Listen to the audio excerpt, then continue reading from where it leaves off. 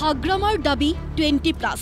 20+ বেছি সংখ্যা খোৱা নাযায়, বেছি সংখ্যাটো আমি পাই আছোঁ। এই সংখ্যাটো ক'লে এই UPPL, এই BJP, এই কংগ্ৰেছবিলাক ভয় খাব না।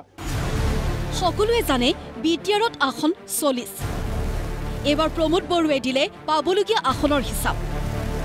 সাংবাদিকৰ প্ৰশ্নৰ উত্তৰত প্ৰমোদ বড়োৰ দাবী 30খন আসনত জয়ী হ'ব UPPL। তেনেহ'লে কোনো এটা লুগাই দিয়ক টিডিৰ পিছফালে 30টা পাম আমি। কোনো এটা লুগাই দিয়ক টিডিৰ পিছফালে 30টা পাম আমি।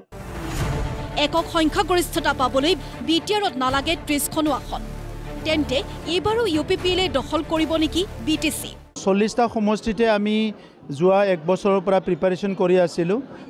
আমাৰ এটা নিজৰ এটা থিয়ৰী এটা ওলাই পুৰ মেন ইলেকশ্যন থিয়ৰী বুলি, এই থিয়ৰীত আমি কাম কৰি আছিলোঁ। আৰু এতিয়া 40টা সমষ্টিত কোনো এটা সমষ্টি এনেকুৱা নাই য'ত আমাৰ UPPLৰ বুথ কমিটি নাই বা কাম কৰা নাই, চব ভালকৈ কাম কৰি আছে। আৰু আজিৰ তাৰিখত যদি আপোনালোকে মোক সুধিছে যে ক'ব পাৰোঁ একক সংখ্যা গৰিষ্ঠলৈ চৰকাৰ বনাবলৈ গৈ আছে UPPLে, ইয়াত কোনো সন্দেহ নাই। হাগ্ৰামাৰ দাবী নস্যাৎ কৰি প্ৰমোদ বড়োৰ মন্তব্য, হাগ্ৰামা এটা দাঁত নোহোৱা বাঘ। হাগ্ৰামা মহিলাৰীৰ যাদুৰ লাঠিটো ভাঙি গ'ল আৰু দাঁত নোহোৱা সিংহ এইটো মানে মাংসও খাব নোৱাৰে, একো খাব নোৱাৰে। চ' আজিকালি হাগ্ৰামা মহিলাৰী ডাঙৰীয়া দাঁত নোহোৱা সিংহৰ নিচিনা। তেখেতে নিজকে ভাবি লয় মই সিংহই আছোঁ, কিন্তু দাঁত নাই। গতিকে তেখেতৰ কথাবিলাকৰ কোনো ভেলু নাই। এতিয়া UPPLে কাম কৰিছে, আমি 5 বছৰ ৰাইজৰ লগত আছোঁ, ৰাইজক হৃদয়ৰ পৰা সেৱা কৰিছোঁ। গতিকে UPPLে এই ইলেকশ্যনত বহুত ভাল ফল কৰিব, এইটো নিশ্চিত। আজি দিনটোত 10ৰো অধিক প্ৰচাৰ সভাত অংশ লয় প্ৰমোদ বড়োৱে। BTRৰ অৰঙে দৰঙে সাংসদ ৰণগৌৰা নাৰ্জাৰীকো দেখা পোৱা গ'ল। বিগত 5 বছৰীয়া শাসনৰ অভিজ্ঞতা থকা UPPLৰ সন্মুখত সুযোগ বেছি যদিও দলটোৰ ভিতৰত টিকট কেন্দ্ৰিক অসন্তুষ্টি থকা বুলিও স্বীকাৰ কৰি ল'লে ৰণগৌৰা নাৰ্জাৰীয়ে। কিন্তু সেয়া ঘৰুৱা সমস্যা। 5 ছেপ্টেম্বৰৰ ভিতৰত সেই সমস্যা নিষ্পত্তি কৰিব বুলিও ঘোষণা ৰণগৌৰা নাৰ্জাৰীৰ। ডিচিপ্লিন দল হয়, আমি সকলোৰ লগত কথা পাতি আছোঁ। য'ত অলপ সমস্যা দেখা দিছে, কিন্তু আমাৰ আত্মবিশ্বাস আছে আমাৰ এইটো হৈ যাব, আমাৰ কাৰণে একো অসুবিধা নহয়। কাৰণ 5 তাৰিখে উইথড্ৰল ডেট আছে। গতিকে আজি য'ত অলপ এনেকৈ অসুবিধা দেখা দিছে তাত আমি কথা পাতিছোঁ। ইতিমধ্যে প্ৰায় আলোচনা প্ৰায় হৈয়ে গ'ল। আনুষ্ঠানিক কিছু কথা আছে, সেইখিনি আমি কৰি পেলাই আমি শেষ কৰি দিম। প্ৰচাৰলৈ ওলাই হাগ্ৰামা পিছে দিনটো ব্যস্ত থাকিল চিৰাংদুৱাৰত। কাৰণ পৰিষদীয় সমষ্টিটোত প্ৰথমবাৰলৈ প্ৰাৰ্থী হৈছে হাগ্ৰামা।